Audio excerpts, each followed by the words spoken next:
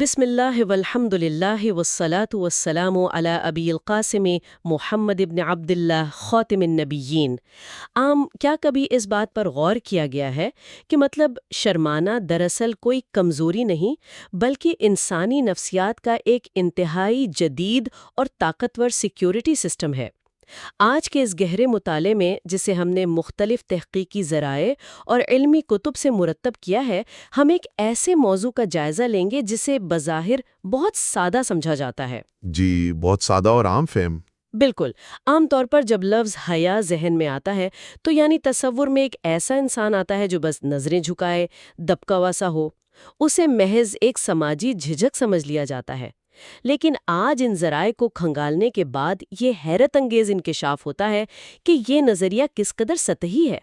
حیا محض شرمانے کا نام نہیں ہے، بلکہ یہ ایک انتہائی طاقتور اندرونی جذبہ ہے۔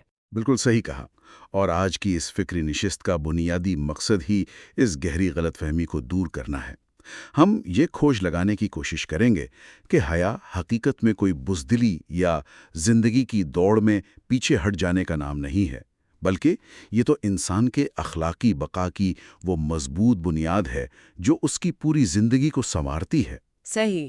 اور دیکھیں، ہم اس گفتگو کو محض لفظی بحث تک محدود نہیں رکھیں گے، بلکہ آخر میں یہ عقدہ بھی کھلے گا کہ حیا کا انسان کے دل کی نرمی یعنی رحمت کے ساتھ کس قدر گہرا تعلق ہے۔ یہ سمجھنا واقعی دلچسپ ہوگا کہ یہ دونوں قوتیں کیسے مل کر ایک مکمل انسانی شخصیت تعمیر کرتی ہیں۔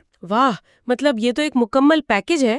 تو پھر اس گتھی کو وہیں سے سلجھانا شروع کرتے ہیں جہاں سے اس تصور کی بنیاد پڑتی ہے، یعنی اس لفظ کی لغوی جڑ سے۔ جب میں نے ان ذرائع کا مطالعہ کر رہی تھی تو یہ نقطہ ذہن کو جھنجھوڑنے کے لیے کافی تھا کہ عربک زبان میں لفظ حیا دراصل لفظ حیات یعنی زندگی سے نکلا ہے۔ جی ہاں، حیات سے، اور یہ بہت گہرا ربط ہے۔ اس کا سیدھا سا مطلب یہ بنتا ہے کہ یہ کوئی مردہ یا خوفزدہ کیفیت نہیں ہے، بلکہ یہ تو کسی بھی انسان کے اندر زندگی کی بھرپور رمق ہونے کی علامت ہے۔ میں اس پر کچھ اس طرح غور کر رہی تھی کہ جیسے ایک مردہ جسم کو نہ درد محسوس ہوتا ہے، نہ سردی، نہ گرمی۔ بالکل۔ تو اسی طرح کیا ہم یہ کہہ سکتے ہیں کہ جو دل مردہ ہو جائے اسے برائی کی چبھن محسوس نہیں ہوتی؟ یہ بہت ہی شاندار اور گہری فکری تشریح ہے۔ در حقیقت امام الواحدی اور امام ابن القیم جیسے عظیم مفکرین نے اسی نفسیاتی پہلو کو کھول کر بیان کیا ہے۔ ان کے نزدیک انسان کا دل جتنا زندہ ہوگا، اس میں جتنی زیادہ حیات دھڑک رہی ہوگی اس کی حیا اتنی ہی مضبوط ہوگی۔ کیا بات ہے! یعنی جس دل پر روحانی موت طاری ہو چکی ہو، اس میں سے حیا کا عنصر خود بخود تحلیل ہو جاتا ہے۔ اسے یوں سمجھا جا سکتا ہے کہ یہ احساس کی وہ شدت ہے جو انسان کو ہر لمحہ یہ باور کراتی ہے کہ اس کا ضمیر زندہ ہے۔ یہ کوئی بیرونی پہرے دار نہیں ہے، بلکہ انسان کے اندر کی زندگی کا ثبوت ہے۔ صحیح۔ اور اس فرق کو مزید واضح کرنے کے لیے میرے ذہن میں ذرائع کی روشنی میں بڑی دلچسپ تشبیہ آ رہی ہے۔ عموماً ہمارے ہاں حیا اور خجل یعنی شرمندگی، جسے انگریزی میں embarrassment کہتے ہیں، ان دونوں کو ملا دیا جاتا ہے۔ جی بالکل، لوگوں نے ایک ہی سکے کے دو رخ سمجھتے ہیں۔ ہاں، لیکن تحقیقی مواد کے مطابق ان دونوں میں زمین آسمان کا فرق ہے۔ فرض کریں کہ ایک گھر میں چوری ہو جاتی ہے اور چوری ہونے کے بعد جو سائرن بجتا ہے وہ خجل ہے، یعنی نقصان ہونے کے بعد کا الارم۔ بالکل، یعنی غلطی سرزد ہو گئی، دامن پر داغ لگ گیا اور اب چہرے کا رنگ اڑ رہا ہے۔ لیکن اس کے برعکس حیا وہ فعال سیکیورٹی سسٹم ہے جو چور کو گھر کے قریب پھٹکنے ہی نہیں دیتا۔ وہ کسی بھی قسم کی غلطی ہونے سے پہلے ہی انسان کے قدموں کو جکڑ لیتا ہے۔ اس تشبیہ نے تو پورے فلسفے کو واضح کر دیا ہے۔ خجل واقعی اس وقت پیدا ہوتا ہے جب کوئی فعل مکمل ہو چکا ہو، خالصتاً ایک ری ایکشن ہے، جبکہ حیا ایک پرو ایکٹیو فورس ہے جو کسی بھی انسان کو برائی کی طرف قدم بڑھانے سے ہی روک دیتی ہے۔ صحیح۔ اسی لیے لغت کے ماہرین بتاتے ہیں کہ حیا کی وجہ سے چہرے پر جو سرخی طاری ہوتی ہے وہ کسی نقصان کے بعد کی ہزیمت نہیں ہوتی، بلکہ وہ تو گناہ سے بچنے کی ایک طاقتور اور باعزت رکاوٹ کا مظہر ہوتی ہے۔ یہ وہ دیوار ہے جو انسان کی عزت نفس کو گرنے سے بچاتی ہے۔ واہ! اور یہاں ایک اور پہلو جو سوچ کے نئے در کھولتا ہے وہ یہ تھا کہ جب ذرائع میں یہ پڑھنے کو ملا کہ حیا صرف مخلوق کی صفات تک محدود نہیں ہے بلکہ یہ خود خالق کائنات اللہ سبحانہ و تعالیٰ کی صفات میں سے بھی ایک نمایاں صفت ہے۔ اب عام انسانی فہم اس مقام پر الجھن کا شکار ہو سکتی ہے کہ اللہ تعالیٰ جو ہر چیز پر قادر ہے اسے کس بات کی حیا؟ جی، یہ ایک بہت فطری سوال ہے۔ مطلب ہم تو حیا کو اپنے انسانی پیمانوں سے ناپنے کے عادی ہیں نا؟ بالکل، اور یہ وہ مقام ہے جہاں ہمیں اپنے سوچنے کے زاویے کو وسیع کرنا پڑتا ہے۔ دیکھیں، جب یہ کہا جاتا ہے کہ اللہ تعالیٰ حیا والا ہے تو اس کا ہرگز وہ مطلب نہیں ہے جو انسانوں میں پایا جاتا ہے، جہاں حیا کے ساتھ کوئی جھجک یا کمزوری جڑی ہو۔ صحیح۔ اس کے برعکس اللہ کی حیا دراصل اس کے لامحدود کرم، اس کے جلال اور بے پایان رحمت کی انتہا کا نام ہے۔ حدیث مبارکہ کے مطالعے سے یہ بات کھل کر سامنے آتی ہے کہ اللہ تعالیٰ بہت حیا والا اور کریم ہے۔ اسے اس بات سے حیا آتی ہے کہ اس کا بندہ اس کے سامنے ہاتھ پھیلائے اور وہ ان اٹھے ہوئے ہاتھوں کو خالی لوٹا دے۔ سبحان اللہ۔ ذرا اس نفسیات پر غور کریں۔ ایک انسان دن رات نافرمانیاں کرتا ہے، لیکن جب وہ مانگنے کے لیے ہاتھ اٹھاتا ہے تو رب العزت کا کرم یہ گوارا ہی نہیں کرتا کہ وہ اس بندے کو دھتکار دے۔ یہ عطا کرنے کی حیا ہے، کرم کی حیا ہے۔ کیا زبردست بات ہے۔ لیکن اس مقام پر ذرائع کے مطالعے سے ابھرنے والے ایک تنقیدی پہلو کو زیر بحث لانا بھی بہت ضروری معلوم ہوتا ہے۔ آج کی اس جدید دنیا کو دیکھا جائے جو انتہائی تیز رفتار اور مسابقت یعنی کمپٹیشن سے بھرپور ہے۔ جی ہاں، بالکل۔ اس دور میں جہاں ہر طرف خود نمائی اور اپنی تشہیر کا رجحان حاوی ہے، وہاں عمومی طور پر یہ سکھایا جاتا ہے کہ اگر کوئی انسان شرمیلا ہے تو معاشرہ اسے روند کر آگے نکل جائے گا۔ تو کیا اسلام کا یہ تصور حیا انسان کو ہمیشہ کے لیے دب کر رہنے پر مجبور کرتا ہے؟ یہ ایک ایسا سوال ہے جو اکثر لوگوں کی الجھن کی بنیادی وجہ ہے، اور ہمیں یہ باریک فرق سمجھنا ہوگا کہ شریعت یا عقل کی روح سے ہر قسم کی حیا قابل ستائش نہیں ہوتی۔ اچھا؟ جی، علماء کرام نے حیا کی دو بڑی اقسام بیان کی ہیں۔ ایک وہ جو فطری ہوتی ہے، جو انسان کے خمیر میں گوندی گئی ہے، جیسے ایک چھوٹا بچہ جب برہنہ ہوتا ہے تو وہ فطرتاً روتا ہے یا خود کو چھپاتا ہے۔ دوسری حیا مکتسب ہے، جو انسان شعوری طور پر دین اور تربیت سے حاصل کرتا ہے۔ صحیح، یہ تو مثبت اقسام ہو گئیں۔ بالکل، لیکن ان کے مقابلے میں ایک تیسری قسم بھی ہے جسے مذموم یعنی ناپسندیدہ حیا کہا جاتا ہے۔ اس مذموم حیا کو حقیقت میں احساس کمتری، بزدلی یا بے جا جھجک کا نام دیا جانا چاہیے۔ تو اس کا مطلب ہے کہ کچھ مقامات ایسے بھی ہیں جہاں حیا کا مظاہرہ کرنا دراصل اخلاقی یا شرعی طور پر غلط ہے؟ بے شک، اور اس فرق کو پہچاننا انتہائی ضروری ہے۔ اگر کوئی فرد حق بات کہنے سے اس لیے گریزاں ہیں کہ لوگ کیا کہیں گے اور وہ اسے حیا کا نام دے دے تو وہ حیا نہیں، بزدلی ہے۔ اس کی بہترین مثال دین کا علم حاصل کرنے میں ہے۔ تاریخی حوالوں میں سیدہ ام سلیم رضی اللہ عنہا کا ایک واقعہ نقل کیا گیا ہے۔ جی، میں نے نوٹس میں وہ پڑھا تھا۔ ہاں، وہ رسول اللہ صلی اللہ علیہ وسلم کے پاس تشریف لائیں اور انہوں نے خواتین کے ایک انتہائی نجی اور مخصوص مسئلے یعنی احتلام کے حوالے سے سوال کیا۔ انہوں نے اپنا سوال پیش کرنے سے پہلے ایک جملہ کہا جس نے قیامت تک کے لیے رہنمائی فراہم کر دی۔ انہوں نے کہا، بے شک اللہ حق بات سے نہیں شرماتا۔ واہ، کیا کمال کی بات ہے۔ انہوں نے سچائی کی تلاش کو جھجک پر ترجیح دی۔ اسی تناظر میں امام مجاہد کا قول ہے کہ متکبر اور شرمانے والا کبھی علم حاصل نہیں کر سکتے۔ اگر کوئی جہالت میں صرف اس لیے رہے کہ سوال پوچھنے سے ہتک ہوگی تو یہ علم کے راستے میں خود رکاوٹ کھڑی کرنا ہے۔ بالکل، یہ تشریح تو ذہن میں موجود بہت سے پردے ہٹا دیتی ہے۔ اسی بحث میں اسامہ بن زید رضی اللہ عنہما کا وہ تاریخی واقعہ بھی بہت اہمیت کا حامل ہے۔ جب قریش کی ایک معزز خاتون نے چوری کی تو قبائلی وقار بچانے کے لیے لوگ اسامہ بن زید کو لائے، کیونکہ وہ نبی صلی اللہ علیہ وآلہ وسلم کے بہت چہیتے تھے۔ جی، لوگ توقع کر رہے تھے کہ یہاں لحاظ اور مروت سے کام لیا جائے گا۔ ہاں، لیکن اس مقام پر نبی کریم صلی اللہ علیہ وآلہ وسلم کا جو رد عمل تھا وہ حق کی بالادستی کی عظیم مثال ہے۔ انہوں نے یہ نہیں سوچا کہ اسامہ کو برا لگے گا یا یہاں مروت کا مظاہرہ کرنا چاہیے۔ انہوں نے انتہائی جلال میں اسامہ کو ٹوکا کہ کیا تم اللہ کی حدود میں سفارش لے کر آئے ہو؟ بالکل صحیح فرمایا آپ نے۔ جب بات حق قائم کرنے اور انصاف مہیا کرنے کی ہو تو وہاں کسی قسم کی نام نہاد حیا کو آڑے نہیں آنے دیا گیا۔ اور دیکھیں، اگر کسی انسان کا شرمانہ اس حد تک بڑھ جائے کہ اس کی وجہ سے وہ فرض نماز چھوڑ دے یا ظالم کو ظلم سے نہ روکے محض اس لیے کہ ظالم ناراض ہو جائے گا، یعنی محض شرم کی وجہ سے کوئی اپنا فرض چھوڑ دے، تو استغفر اللہ، یہ تو شریعت کی نگاہ میں کوئی خوبی نہیں بلکہ ایک قابل گرفت عمل ہے۔ بالکل درست۔ یہ بحث تو بڑی حد تک اس الجھن کو سلجھا دیتی ہے کہ صحیح حیا کیا ہے اور غلط کیا ہے۔ لیکن جب ذرائع میں یہ پڑھنے کو ملا کہ اس صحیح حیا کے اندر بھی اتنی گہرائیاں اور درجات ہیں تو میں تو حیران رہ گئی۔ امام ابن القیم نے حیا کی 10 مختلف اقسام بیان کی ہیں۔ جی، 10 اقسام۔ امام ابن القیم کے بارے میں یہ کہا جاتا ہے کہ وہ دلوں اور روحوں کے طبیب تھے۔ انہوں نے جس باریک بینی سے حیا کی ان اقسام کو جدا جدا کر کے بیان کیا ہے، وہ انسان کو اپنے ہی اندر جھانکنے پر مجبور کر دیتی ہیں۔ جی بالکل۔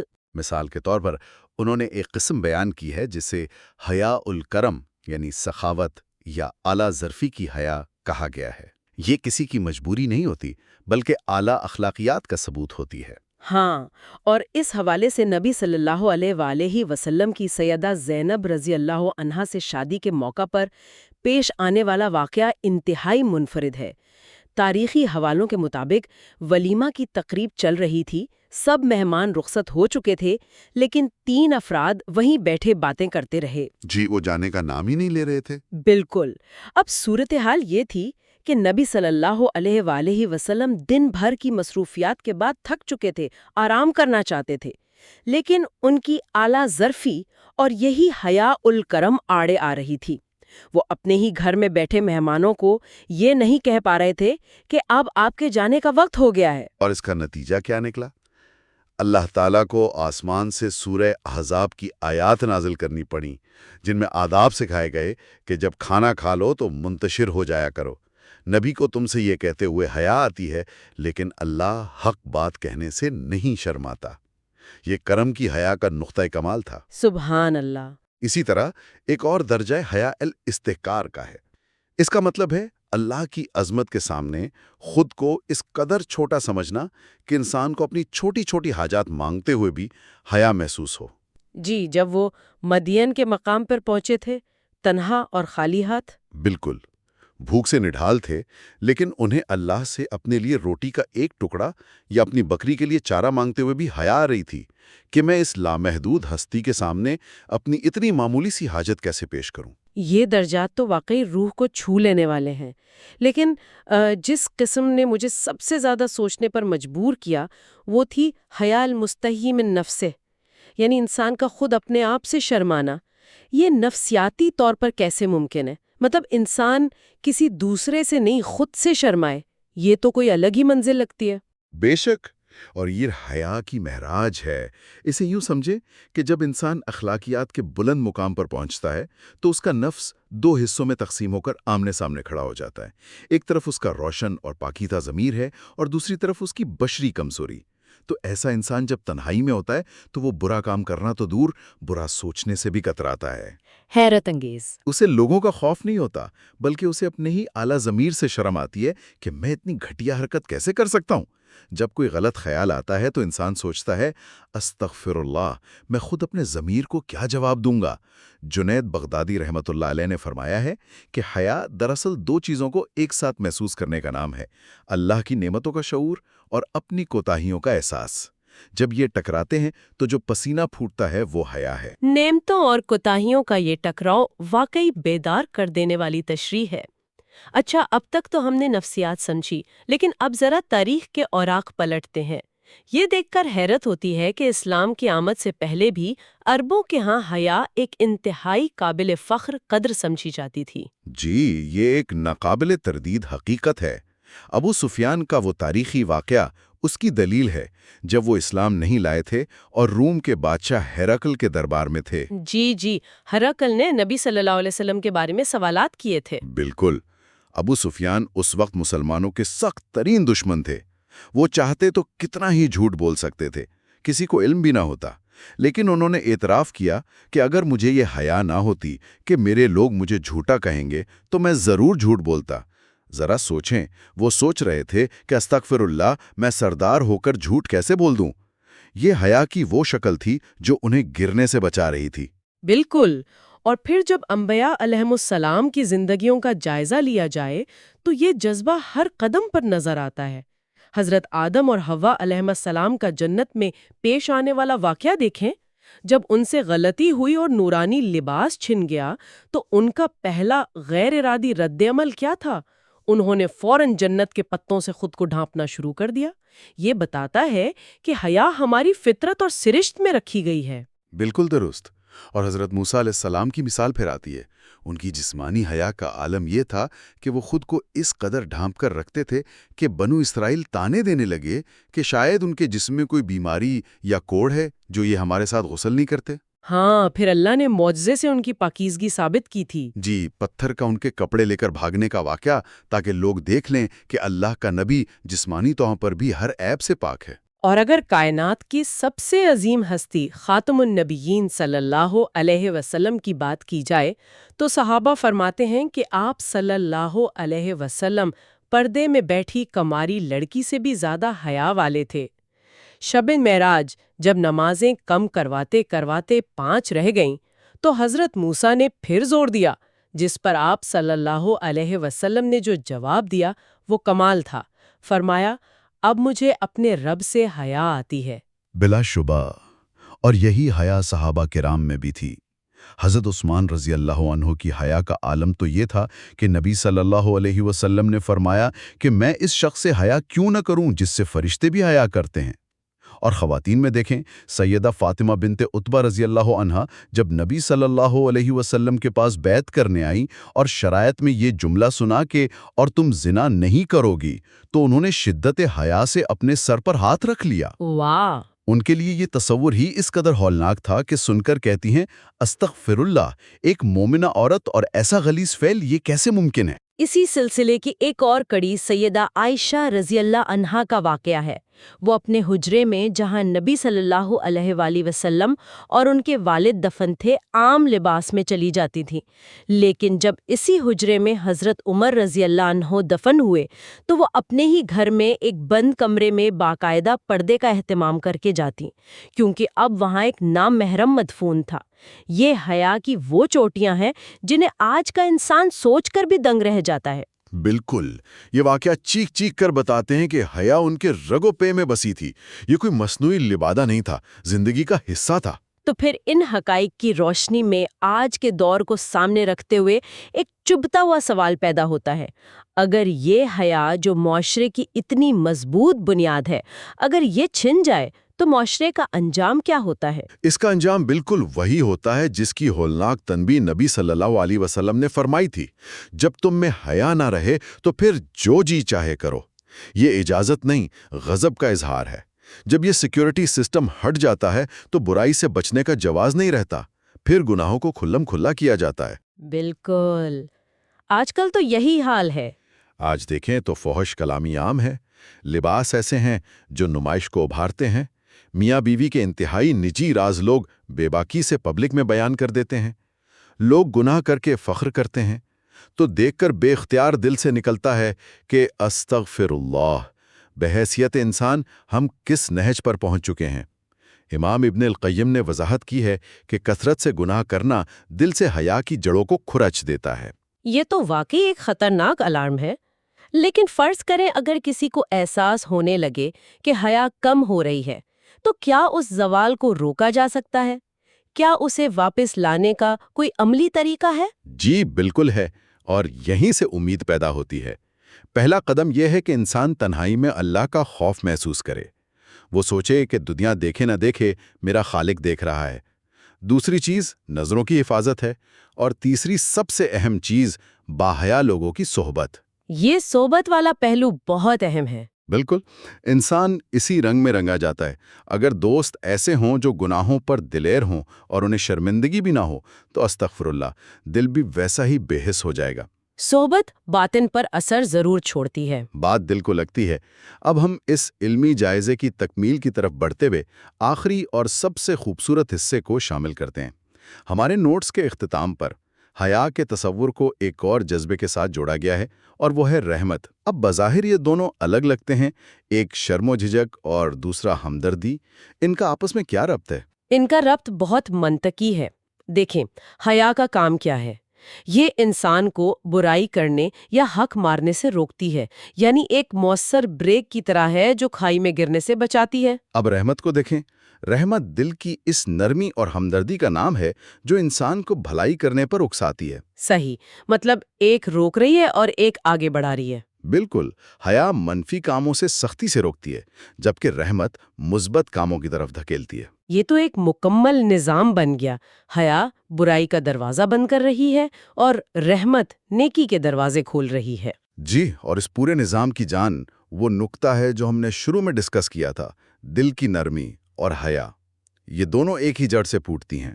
جو زندہ دل ہے، جو دل مردہ ہو چکا ہو، نہ اس میں برائی سے رکنے کی حیا ہوگی، نہ کسی دکھی کے لیے رحمت۔ کیا ہی زبردست نتیجہ ہے۔ تو آج کے اس مطالعے کا نچوڑ یہ نکلتا ہے کہ حیا محض کوئی فرسودہ سماجی دباؤ نہیں ہے، یہ کسی بھی انسان کے اندر انسانیت زندہ ہونے کا ٹھوس ثبوت ہے۔ حیا انسان کو بزدل نہیں بناتی، بلکہ اسے اتنا طاقتور بناتی ہے کہ وہ اپنی بے لگام خواہشات پر قابو پا سکے۔ اور یہی پروقار طاقت انسان کو جانوروں کی سطح سے بلند کر کے اشرف المخلوقات بناتی ہے۔ تو اس تمام گفتگو کو سمیٹتے ہوئے آج کے اس موضوع کی گہرائی سے ایک ایسا فکری سوال ابھرتا ہے جو ہم سب کے لیے لمحہ فکریہ ہے۔ ہم نے بات کی کہ حیا کا تعلق براہ راست زندگی اور دل کے زندہ ہونے سے ہے۔ اب ذرا آج کی جدید ڈیجیٹل دنیا اور سکرینز کے کلچر کو دیکھیں۔ جی، جہاں ہر طرف نمائش کی اندھی دوڑ لگی ہے۔ بالکل، لوگ اپنی ذاتی زندگیوں کا ہر پہلو بغیر جھجک اسکرین کی نظر کر رہے ہیں۔ تو سوچنے کی بات یہ ہے کہ استغفر اللہ، کیا یہ ڈیجیٹل نمائش کی دوڑ ہمارے دلوں کو بے حس تو نہیں کر رہی؟ کیا ہم چند لائکس اور ویوز کے بدلے میں اپنی اسکرینز کے سامنے اپنی اس اصل حیات اور زندگی کو کھو تو نہیں رہے جو ہمارے وجود کی اصل طاقت تھی؟ یہ وہ کڑوا اور چپتا ہوا سوال ہے جس پر تنہائی میں بیٹھ کر غور کرنا بہت ضروری ہے۔ ھذا ما عندی واللہ ورسولہ عالم بالصواب۔